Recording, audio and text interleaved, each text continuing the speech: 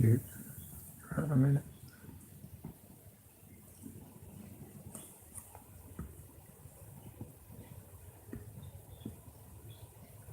Alright.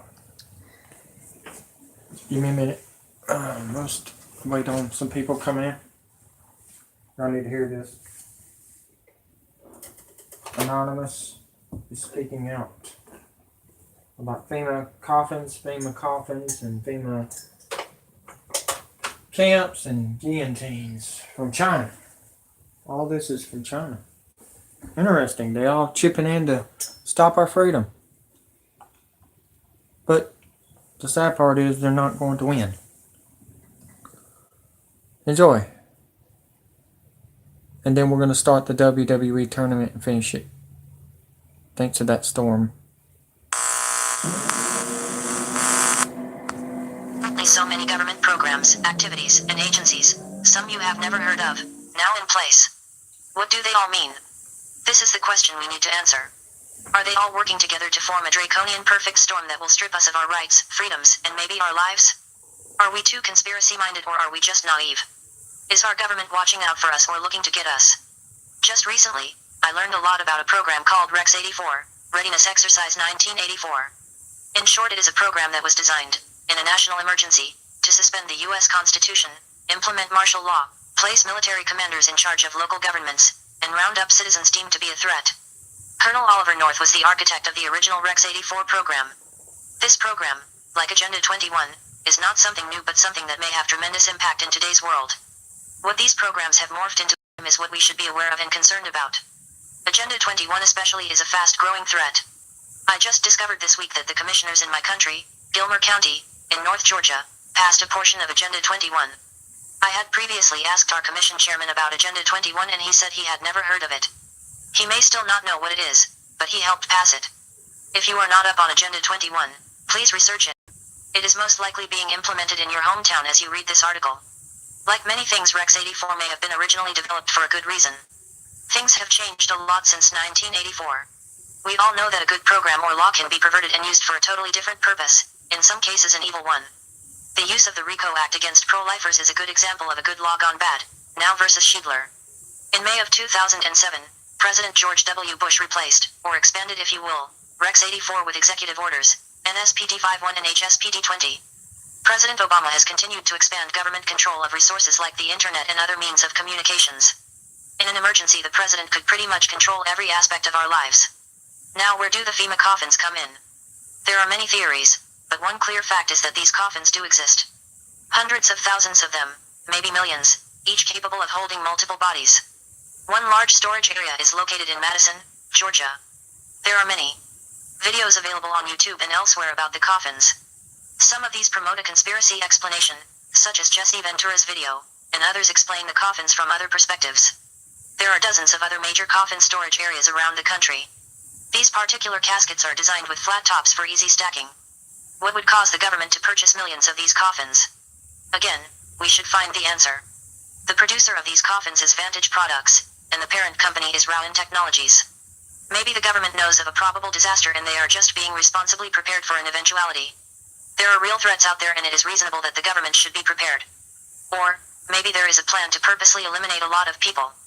Don't laugh, history documents many governments that did kill their own citizens. Syria is doing that now.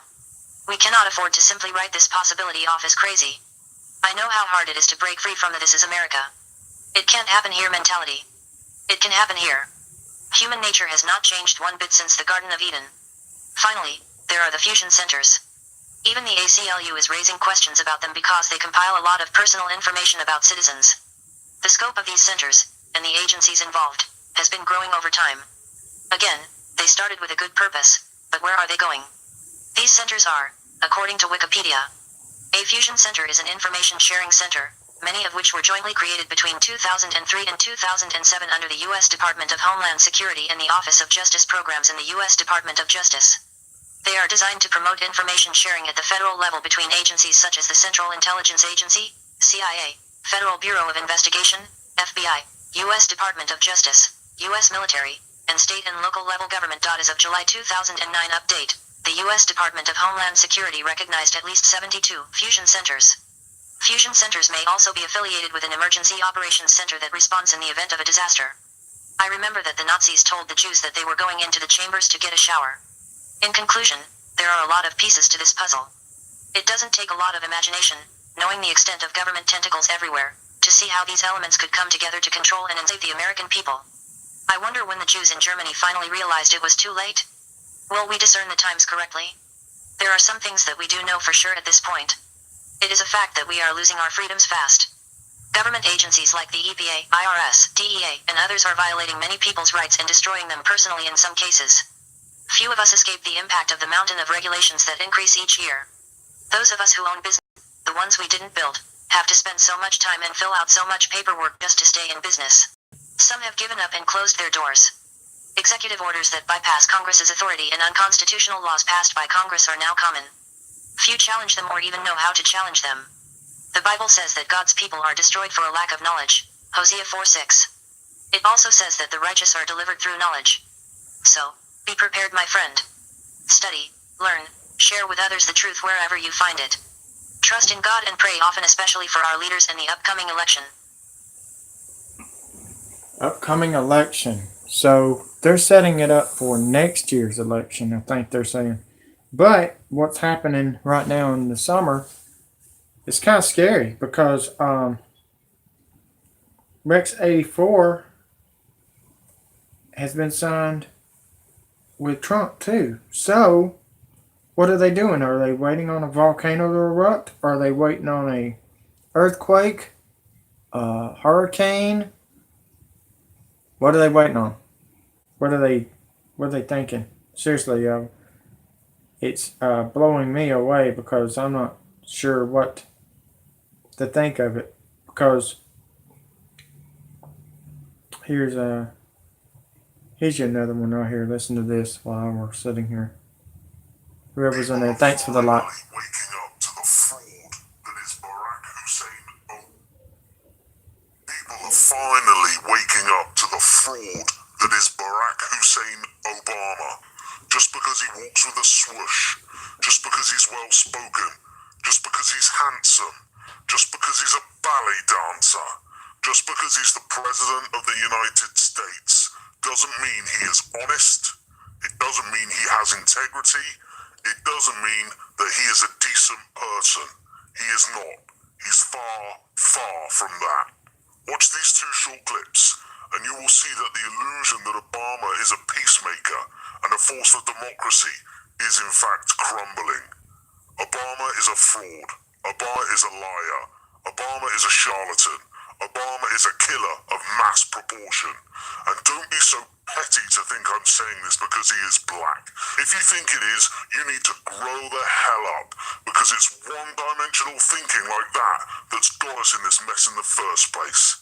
It's time for us as a people to wake up, to grow up, and to start paying attention to what other people are doing in our name. We're already at the stage where Obama can murder any American citizen anywhere around the world for any reason he dreams up. You don't believe me? Well, you haven't been paying attention, have you?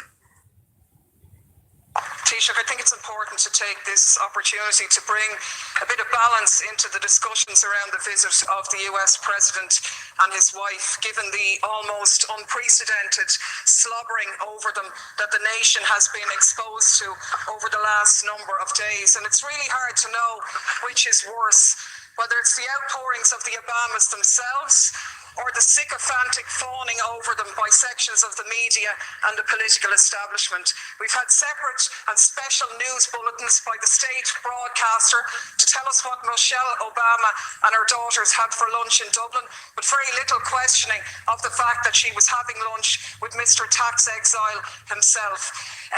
We had very little challenging of the fact that she's glad to be home a country that she's been in less than a week and that her husband has very tenuous links in.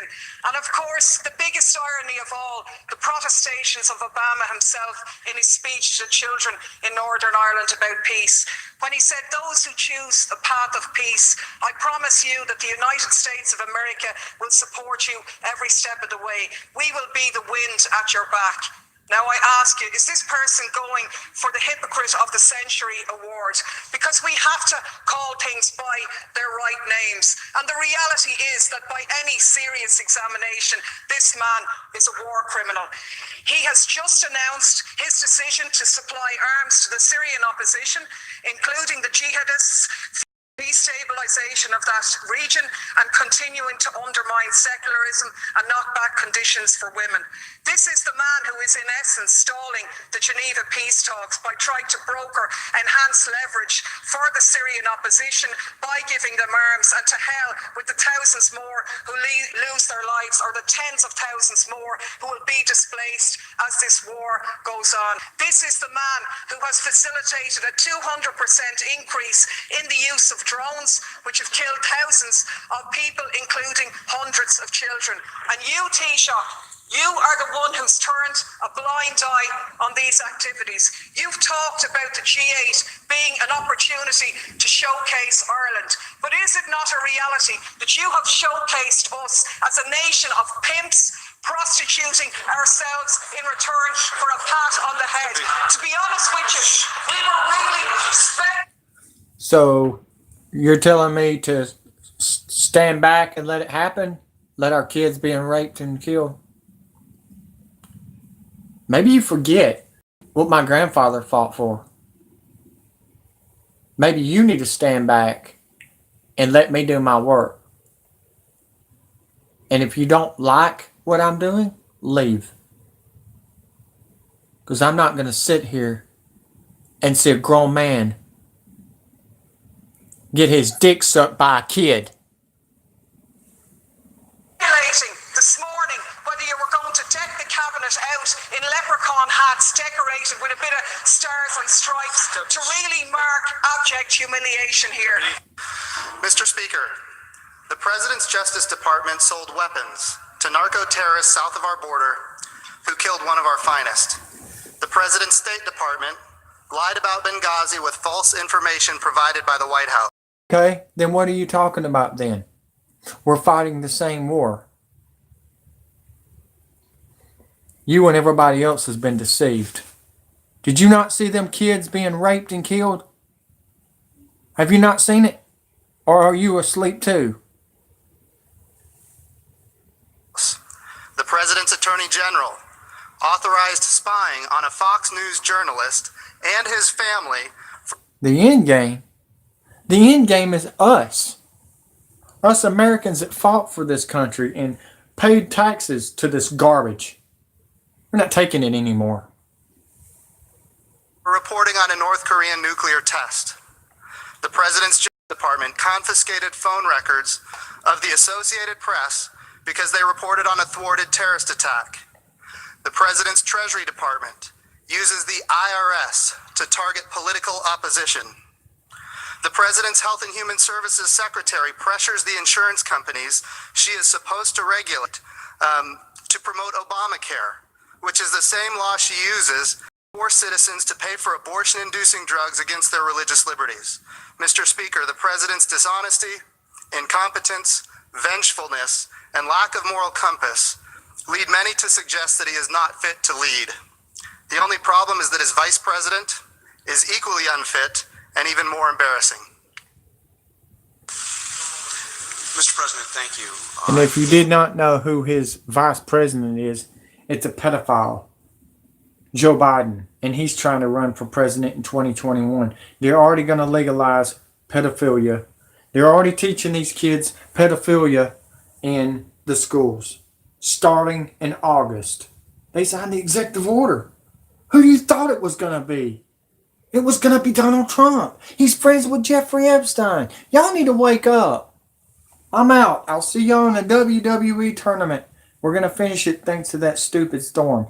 Thank you, Davis Moore. Carson Moore, whoever you want to be called.